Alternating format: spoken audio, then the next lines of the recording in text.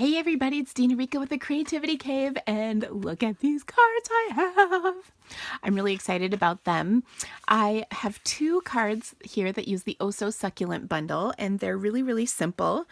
And then I also have this cute card right here, which uses the Falling Flowers bundle. Now, this is actually a preview for something I'm going to do on my Facebook Live Monday, April 3rd at 10 a.m. Central Daylight Savings Time. And so I hope you can join me for this because we're going to do a really cool project with this card. But I wanted to share with you a little preview. Now, this is the card I'm going to demonstrate for you because it's so beautiful and it's really pretty darn simple. This is another card I just made, so I threw it in. I liked how simple it is. I just stamped on crumb cake on some crumb cake. Oh my gosh. I stamped on crumb cake cardstock and then did white ink over the top of the solid images. Oh, that's hard to say. Wow. Anyway, so I hope you like these, but let's take a look at this one closer. This one's pretty simple stamping, but this one I did a little watercoloring on, so I want to show you how that came together. So first of all, I am using watercolor paper as well as my blender pens, or aqua painters, pardon me. I need to refill my aqua painters, it seems. Gosh, I really need to. There's not much water in either of these. All right, well, we'll make do.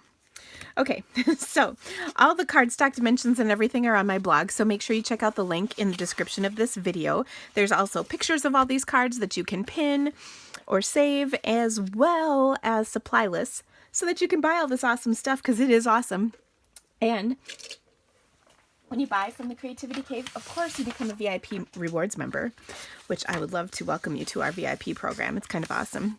So let me share with you how easy this one really is to make. So first of all, I have both a scrap and a piece of watercolor paper. On the scrap, I'm going to stamp the large flower. And the beauty of this, of course, is that there are framelits to match with all of these images so that you can die cut them. So that's really easy. So I'll go ahead and stamp it with my archival black ink. This is my go-to choice of ink for watercoloring pretty much anything. And you can see it stamps wonderfully on that watercolor paper.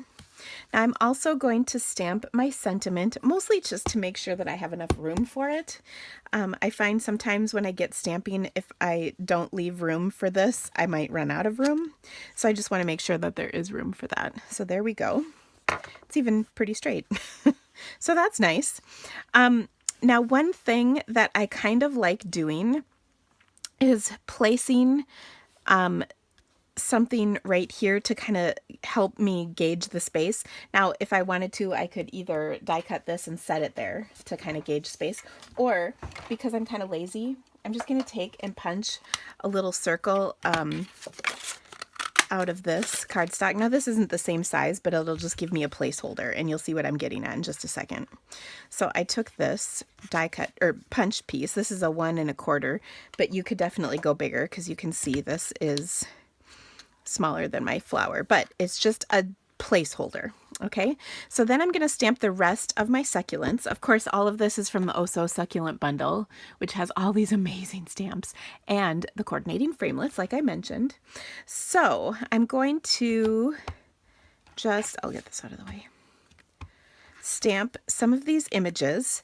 And again, this gives me a placeholder to just make sure that when I do put my flower on top, there will be room to see all the other flowers, or succulents as it were in this case. So then I've got that one coming out there, and I've got this one coming out here, and this cutie patootie one right there. See how I almost ran out of room? And then this cute one right there, and then my little viney thingies. So I've got that one right there, and then I'll have a couple of these short ones kind of coming out like that. So I've got one facing that way and then another one going this way, so they're a little different looking. Okay, and then keeping my one is going to go right there. Okay, so now let's do some watercoloring. So we've got that. I'm using my ink pads to watercolor as I always do. You just squeeze the lid to the ink pad and then you can see all this glorious color that gets inside, and I love that. Now I know I just started with my Calypso Coral, but I actually want to start with my Sweet Sugar Plum. And actually, you know what else I used? It was Rich Raspberry, now that I'm looking at this. I totally knew that though. So I have mint macaron and rich raspberry. Now, do you ever have your ink pads look like this? I'm kind of glad I opened this and that's what I found, because I think it looks kind of like there's lint and stuff in there. I'm just turning around to look. I have some wet wipes here. This is like a stamper's best friend. I've been standing on my feet all day, so I'm trying to sit in my chair and it's not turning like it's supposed to. So I have wet wipes. Actually, this is the last one. But I love wet wipes because they're really helpful and they're easy and cheap and convenient. So I'm just going to wipe out all of that lint and ink in my ink pad, and then I'm going to squeeze the lid, and then it's going to be lint free, which, oh, is so lovely. I like that. All right, so now the one thing I want to show you is how I watercolored this big piece, because we'll come back to the others, but this is kind of the complicated one. And I mean, it's not really complicated, but so I want the tip of each succulent leaf to be the darkest, and then in the center it's going to be light. But it's also going to blend with the rich raspberry.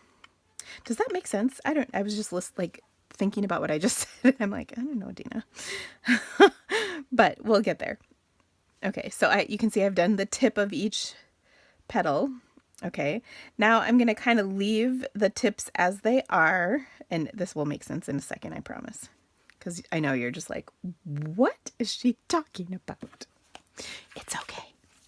All right, so now I have my rich raspberry. Get a little more ink in there.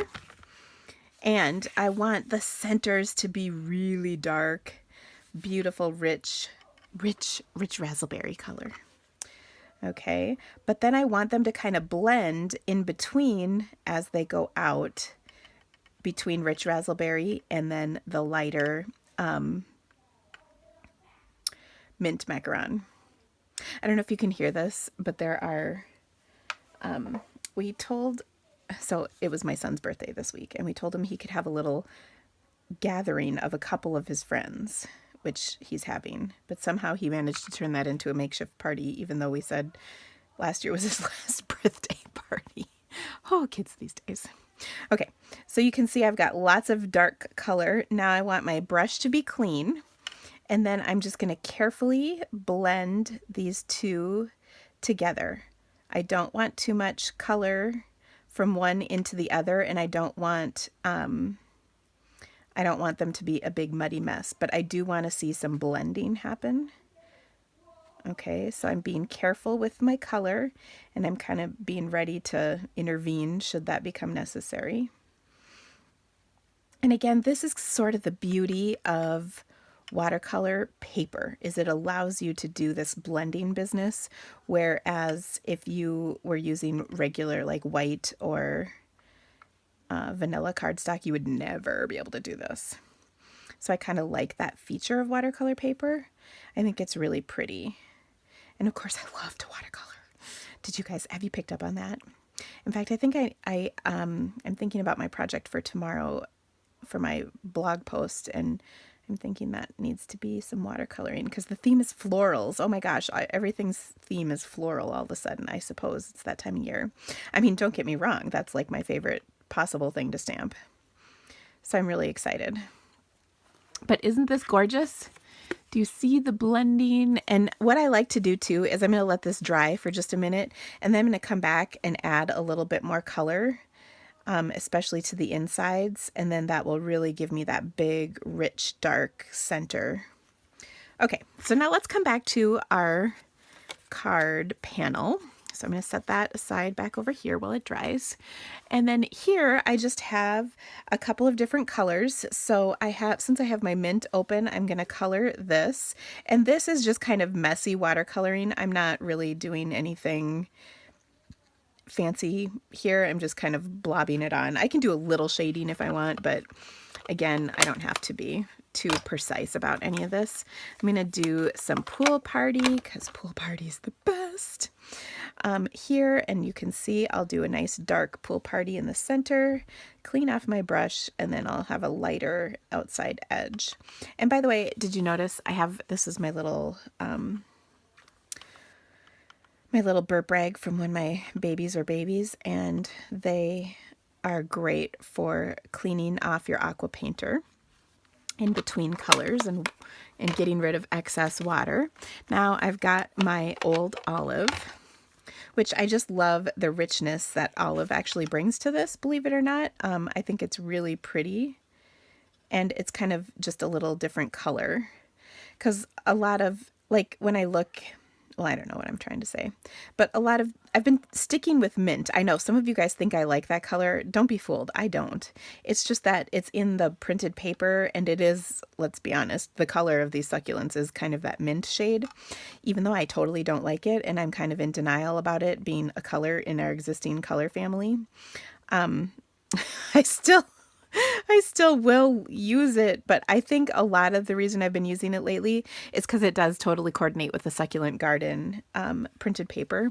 So that's my excuse, and I'm totally sticking to it. Okay, next I have Sweet Sugar Plum. And do you see how quick and easy this watercoloring is actually happening? Because it is pretty easy.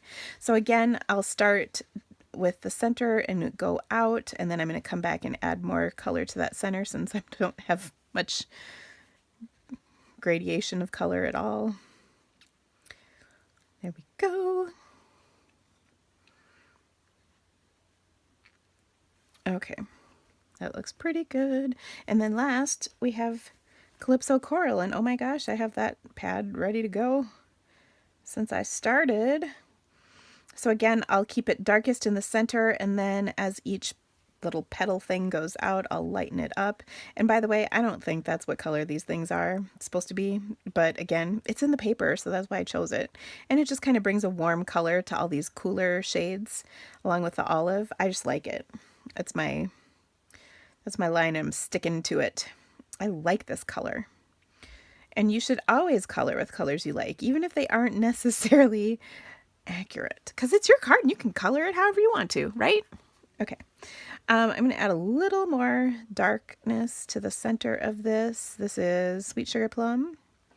And then I'm going to come back, that's all clean, and find out what my single flower is looking like. And this is pretty good. Should have left my mint open. Here, I'll close this up because I know you guys have an aneurysm whenever I leave too many pads open. I understand. It's okay. Okay, so I'm coming back with a little bit more mint and just adding a little more color to do some more blending. And then a little more raspberry in the center of these. So pretty. Oh, so pretty. And once I'm happy with this, which I'm pretty much there, I'm going to let it dry, and then we'll die cut it. Of course, I also need to put a little bit of Winkostella, but I also want to do a little spritzing on my card because, you know, it's only good if you're spritzing, right? All right, so I'm going to let that one single flower dry. I'm going to close this up before there's some sort of incident with my ink because, you know, that's always a possibility.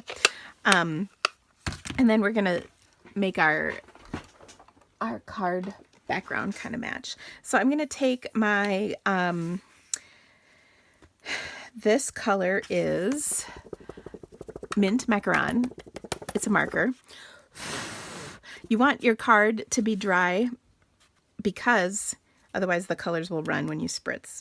So I've just got a little, there we go. Not a ton of spritzing, but you can see there's some lovely spritzes on there. And is that all I did? Yeah. Okay, so I'm going to adhere this to